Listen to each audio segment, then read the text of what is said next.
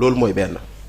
maintenant dañoo tàmmoon contumace nit koo xam ne xamoo fu mu nekk dafa daw dafa réer mais ici nous sommes dans une situation de fausse contumace mooy maanaam nit koo xam ne xam nga fu mu nekk mais bañ na wuy si justice après ñu considérer ko comme un contumax situation boobu noonu nag mooy pour man le débat de fond qui va être traité par le tribunal de Ziguinchor ndaxte ñii dañoo jàpp ni buñ ko jàppee rek ça anéantit la contumace ñeneen jàpp ni buñ ko jàppee pour autre cause la contumace demeure c'est du droit ku nekk joxe argument am boo dégloo ñi nga ne ils ont raison boo dégloo ñi nga ne ils ont raison léegi juste bi war a code wax waaw ginnaaw ñoom li ñu wax lan la code wax non xam nga fu mu toll nii waaw d'accord parce que moom moo xaaral dañoo ne s'il vient à être arrêté on n'a pas précisé ban arrestation loolu code bi mais maintenant ñii dañoo interpréter ni contumace buñ ko arrêté dans les faits duñ ko ci ñeneen ñu ne buñ ko arrêté pour autre fait doo tax may la man léegi ñuy def principe bi wax ni il ne faut pas distinguer là où là moo tax loolu yëpp man loolu daañu tontu mais s'il se constitue maintenant loolu daañu tontu waaw léegi waaw d'accord s'il se constitue et lui ne s'est pas constitué parce que bañ ko arrêté au lieu de faire acte d'acquiescement ou non il a fait un acte de non-acquiescement acte de non-acquiescement que la justice a rejeté. bëgg naa mettre après mu leeral ma fenn. parce que fi nga nekk c'est-à-dire ñëpp entraîneur Sénégal c'est-à-dire la justice a rejeté l'acte de non-acquiescement bii nga xam ne Ousmane Sonko. ordonnance baa ngi nii waaw ordonnance bi boo bëggee ma mën naa la ko transférer léegi nga teg ko fii ci écran bi parce que il dit par ses motifs ordonnons le retrait des services du greffe de l'acte non bon les énonciations 2 pages la dinaa ko yónnee mais au moins document moom bu mu bindoon pour dire je fais acte de non-acquiescement déposer ko auprès du greffier la justice l'a rejeté loolu moom document parce que constitué wul avant muy acquiescer wu non acquiescer pas xaw ma mais war na am motif nag. non les motivations sont dans le document dafa gudd lépp nag mu ngi ci motivation. lii la ni maître lépp ci motivation. bu ñu ñëwee naa ci leeral yëpp. voilà donc loolu. mooy li ci ngeen baal ma ci tur bi li ciy fen yëpp dinaa ko génne. loolu mooy ak li ciy sos yëpp pour génn ci sa waay. daan ko génne. dina ñëw ci yow. loolu mooy lu am donc à partir de là justice bii nga xam ne moo fi nekk mu baax ak mu ñàkk baax muy dox normalement wala muy soox wala muy raam justice boobu lañ fi am c'est pas des Banyamulenge c'est pas des juges xam des avocats des Tchadiens c'est pas des Comoriens c'est pas des Français c'est des Sénégalais comme vous et moi ñoom ñu ñëw ñu àtte ñu ne ñu lii moo ci nekk maintenant ci kaw loolu nag ñoom la ñuy déglu justice baa ngi def sa yoonam. Oui, vas-y. Voilà, d'accord ñun justice bi ñu am. Pour moi nous avons une très bonne justice. ok. bu fekkente ni par exemple dañu naan lii suñu justice mooy ñi nga xamante ni des magistrats intègres on en a à gogo. Je peux même dire que les 95% de nos magistrats ils sont intègres. Mais malheureusement ici au Sénégal. De 2012 à 2024 c'est Macky Sall qui incarne la justice. Non loolu boo ko waxee c'est une perception. Quand il s'agit de problème politique mais Bachir loolu dafa ne fang. c'est-à-dire gis nga Ousmane Sonko. gis nga lépp loo xamante ni mu ngi koy dund bu fi kenn parlons pas de texte. parlons pas de droit parlons de rien. C'est un Macky Sall qui est là. feebaru Ousmane Sonko tojal ko et c'est ce Macky Sall qui dee ne coûte Ousmane Sonko man président de la République qui a tous les pouvoirs, chef suprême des armées, chef de la justice, chef de la police et de la gendarmerie. damay def lu ma neex lu ma saf te dafay jàll.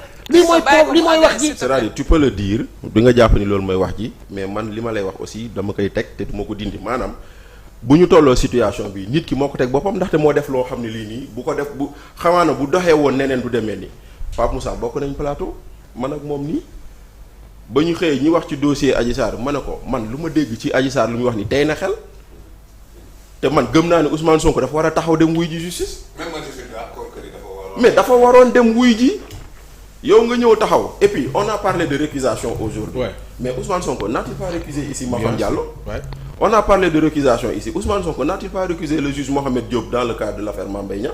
Kon léegi nag quel est le problème?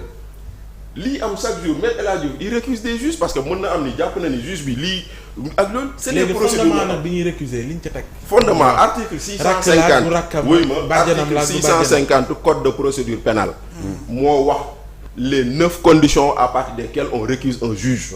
ku bëgg a xam na dem xool conditions yooyu bu fekkente ne. biñ ci wax biñ ci tudd tey ma nga ca.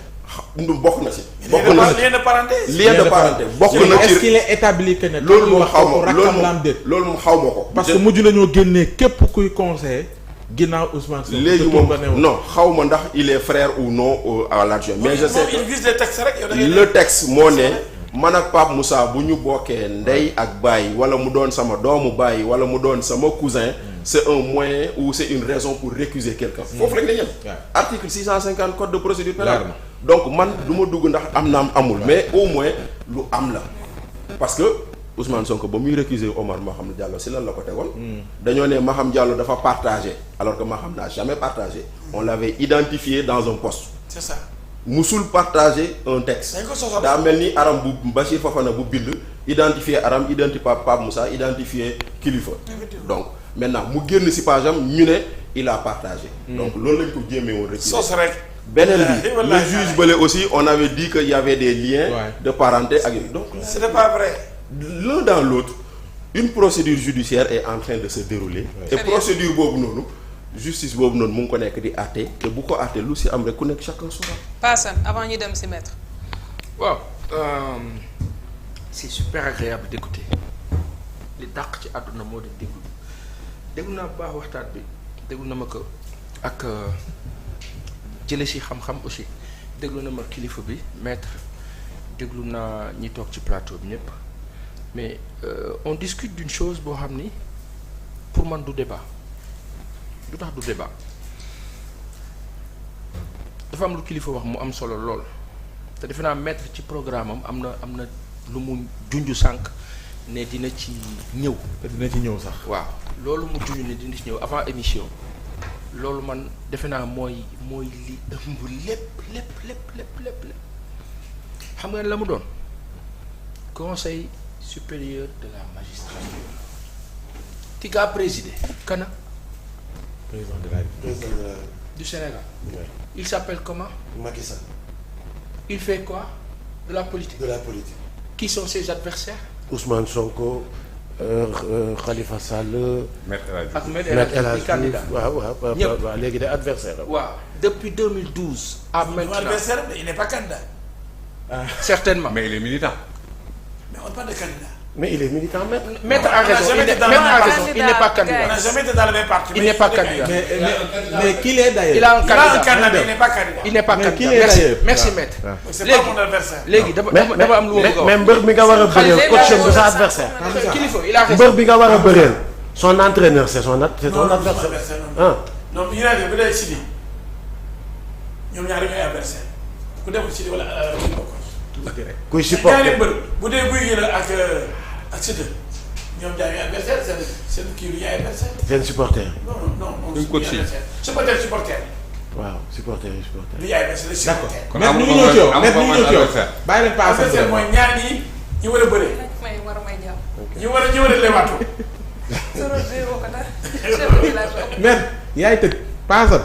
il a raison. il a raison on respecte. mais dama bëgg a expliquer benn affaire bu compliqué wul de 2012 à 2023 il s'est passé quoi toute personne sujette à être adversaire du président Macky Sall échéance électorale à un certain niveau doo bokk lu tax doo bokk 2014 quand Khalifa Ababacar Sall voulait avoir la mairie de Dakar Mbaye Ndiaye daf ko ne Khalifa ba bëggee bokk jël mairie de Dakar da ngay ñëw APR c'était entendu non grand stop please let me listen me déglu ma rek yow sama xarit nga déglu ma rek non du question est-ce que déglu rek damay wax ne non je parle de process je te parle Bachir je parle pas de principe technique je parle de process fii li ma fi dégg yëpp mooy juge bi li règle bi loi bi it's not the deal the blame is dañu am kenn koo xam ne la mu bëgg moo dee am du affaire droit qu'est-ce Ousmane Sonko son problème du juridique je suis désolé su doon technique dëgg ak juridisme ak question judiciaire ca procès verbal boobu nga xam ni am na benn gendarme bu noo woowee capitaine Touré Abdourahmane kon kooku du am problème ca procès verbal ba la ñuy yem kon ñu ngi wax leneen Sénégal ñu wax dëgg te yàlla tax aujourd'hui bu Sénégal jaaroon yoon procès du am man damaa toog ci télévision ñëpp di ma dégg ma ne Ousmane Sonko comme lii fi ne dafa war a dem procès wax na ma ko loolu la ma gëm ma ne warul def désobéissance civile loolu la ma gëm ma ne dafa war a dem dialogue loolu la ma gëm mais ñett yooyu yëpp il n'était pas obligé d'y aller mais def na ko c'est son choix moo xam lu tax par contre est-ce que aujourd'hui avoir choisi de faire war na nekk une raison pour me causer tort oui ou non non dañu ne ci réew bu extraordinaire buy dund nag lu dangereux lu grave moo di ne tey jii nii bàyyi Ousmane yow mii fi nga toog mar day si bu nguur gi bu la bëggee sàkkal pexe dana ko yoonal je donne l'exemple de quelqu'un je parle pas d'Ousmane Sonko xulil je donne l'exemple de quelqu'un Falla Fleur une jeune fille buy def ay posts ci internet di dénoncer ce qui se passe comme tout le monde le fait qui use d'une expression maintien rek dafa tax nga sànni xeer dafa tax nga saaga nit dafa tax nga rey nit doo criminel on te prend yóbbu la war la àtte c'est une haute autorité de l'État du Sénégal par devers de la justice sénégalaise qui demande ñu tëj ko ñetti at qu'est-ce que ça veut dire dafa am non dafa am ay termes yoo xam ne léeg-léeg du ma koy bëgg a tudd dafa am ay mots yoo xam ne du ma ko bëgg a tudd loolu kese la moo tax ma ne une haute autorité judiciaire waaw non du c'est pas une question de woo ou pas non je parle de xam nga tey jii nii dañ nekk ci àdduna boo xam ni we need freedom dañu soxla noyyi xam nga noyyi tey jii nii ñun ak ñeneen lu ñuy tuuti dañoo bokkoon ci ñi doon défendre président Macky Sall bi loi Sada Ndiaye génnee en 2008 pour que ñu jële ko ci assemblée bi du woon yoon urbi orbi ñu ne li ñuy def nii du dëgg du yoon parti démocratique sénégalais malgré tout ñooñu am na fu ñu yemoon ce qui se passe avec Ousmane Sonko c'est incongru c'est abject du yoon mën naa comprendre bañ a d'accord ak yow Pape Ousmane mais sa waay civilité ak civilisation dafa am foo xam dañ fa war a yem léegi nag li fi ne sëñ bi dama la ni bu dee justice ak yoon ak la ca des bu ñu nekkoon ci yoon ba war a tegu 1800 prisonniers politiques du am Sénégal ci jamono bi bu ñu nekkoon ci yoon dëgg oustaz Assane Seck kenn ko jàpp ci lan ci ne waaw Ousmane Sonko bu ñu ko defee lii réew mi mën na see tàkk kenn xamul loolu mën nañ ci jàpp ni tëj ko kaso vous savez ce que ça veut dire tëj nit kaso c'est l'extrémité maître xam na li maa wax allez demander aux autres de la France des grandes républiques des grandes nations du monde lan mooy tëj nit on te donne 10 milliards de chances pour que nga mën a rectifier le tir post Facebook Fadilou Keita jàpp tëj et puis des mois c'est-à-dire qui peut le plus peut le moins non on essaie de faire li gën a difficile c'est-à-dire voilà un régime li gën a metti lay jéem li gën a yomb def kaa jafe xam nga lan moo gën a yomb mooy baax nit ñi bëgg leen mais ñoom dañoo am manque de talent ci liggéey ci xol ils peuvent pas travailler sur le cœur des gens mënuñu jot nit ñi li nu mën nag moo tax malheureusement qu'est-ce qu'ils font dóor gaañe mbëkk këdd comme ñoo xam ne la waaye la yàlla xam doy na loolu nag benn onde la bu bon buy circuler 2012 ba tey onde boobu nag la ñuy ñaan suñu borom man Michel moo bokk yàlla nañu yàlla teggil nattu boobu ba onde boobu disparaître parce que onde la boo xam ni dafa asphyxier Sénégal dafa sonal Sénégal dafa mel ni ku matt jàpp xam ngeen matt même bu la yàlla ñu ci yàlla musal li laaj ko tubaab yi punaise ñu ngi dee Sénégal dafa mel ni ku punaise ne ñàpp teeka nag di sucer son sang loolu dañ cee sonn dañ libérer nit yi bàyyi nit ñi maître il est candidat il veut parler à des Sénégalais il va parler à quels Sénégalais à des Sénégalais qui ne sont pas frustrés et répugnés et ces Sénégalais-là ils sont où ils sont là mais la majeure partie des Sénégalais aujourd'hui ils sont outrés par ce qui se passe donc maître va essayer de les convaincre ce sera très difficile ma yema di foofu juste préciser une chose que dans le document de non-acquiescement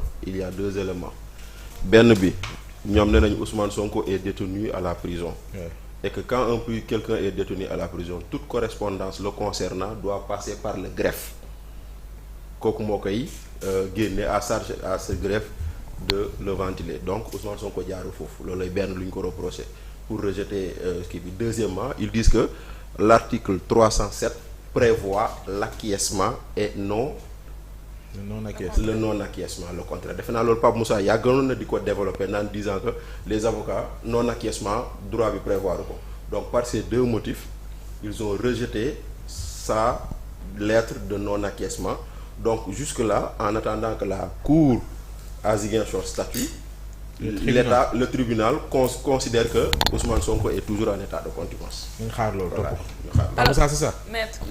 maître jël na note. waaw non maître maa ngi koy gis. ñu jël ay notes parce que nee na